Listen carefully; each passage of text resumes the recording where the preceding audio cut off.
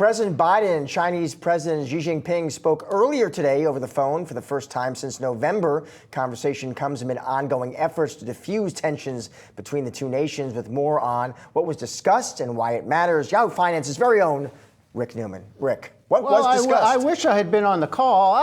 President Biden just said how things are going. I'm just calling to check in. By the way, when are you planning on invading Taiwan? Just between us, Well, one thing we know they discussed is TikTok. I mean, there's this, the House has here in the United States has passed a bill that would force the divestiture. Right. 50 to nothing. Yeah, force the divestiture of TikTok or else ban it in the United States. Now, it's not clear that's going to get through the Senate, but this issue has legs. I mean, there's a lot of interest in that.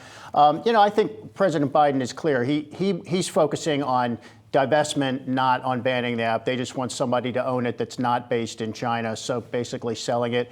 There are all kinds of other issues going on. I mean, Janet Yellen, the Treasury Secretary, is going over there.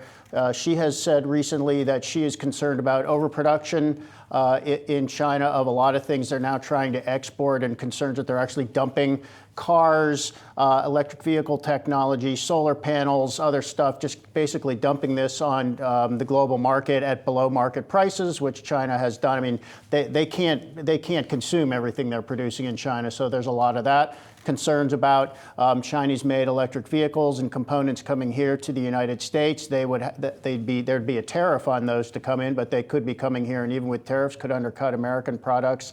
China is helping Russia in its war against Ukraine. It's not providing a lot of military assistance, but it is backfilling a lot of the stuff that Russia can no longer get because of Western sanctions. So there's a whole long menu of issues between these two countries. So it's positive that they're talking again. Sure. But there's still a lot of points of tension. We've been talking more and more about the upcoming presidential election. And we were just talking in the breaks, sort of trying to understand the difference in what we know about a China policy from President Biden, which is more of a known quantity, and the rhetoric we've heard from a potential President Trump. Well, Trump is also kind of a known quantity because we know what he did with regard to China when he was in the White House. He imposed those tariffs on about half of all Chinese imports, which are still there. Biden left those in place.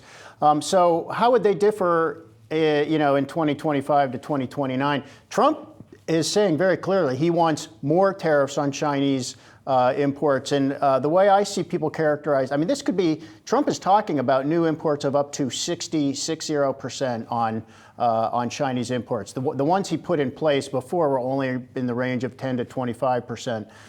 So that would be a big deal. And the way that I see people framing this is that Trump would really like to decouple the two economies, which is to break what are very strong bonds between these two economies right now. And Biden doesn't really want to do that. He wants to manage certain parts of their relationship. He wants some supply chains to come back to the United States. But I mean, if you look at the trade data, I mean, we are still importing tons of stuff from China. That stuff has contributed to deflation or low inflation for a long time. And obviously now we have a bit of an inflation problem. So the analysts I'm seeing are saying if Trump actually got elected and he did some of the things he's talking about, it would be inflationary. It would have the effect of pushing some prices up, and that is harder to do. This is the wrong time to do that. Well, I mean, it was different when he started in 2018. That's what I wanted to ask you about, just very quickly following up, because I remember when we talked about this before, when he was threatening and then enacted those initial tariffs, and that was the prediction then, that it was going to cause inflation. Of course, then the pandemic happened, so it sort of screwed up the whole calculus. But did it have that effect? Did it initially push prices higher? So Trump was actually concerned about that, and here's how we know. The tariffs that he did impose on Chinese imports were mostly on component products, so they were not finished products for the most part that were coming here straight to consumers. Like, they were not computers, they were not electronic gadgets. It was componentry that went into the supply chain. So it was the buyers and manufacturers and producers here that were buying those components, and then they had to figure out how to deal with the higher cost. So he very carefully and deliberately did not impose, he exempted finished consumer goods, most finished consumer goods from tariffs, because if he didn't, those price hikes would have just shown up right in the price tag of those products. And by the way, Trump kept telling us Americans don't pay the tariffs, Chinese pay the tariffs. That is completely wrong. The tariff is assessed when it comes into the United States. The tariff revenue actually goes to the Treasury, and it does lead to higher prices here. So he kind of hid that inflation to the extent there was, and he put the burden on producers to figure out what to do with those prices, and then COVID hit, so it's a little bit hard to disentangle. But 2 years from now would not be the right time to do something inflationary.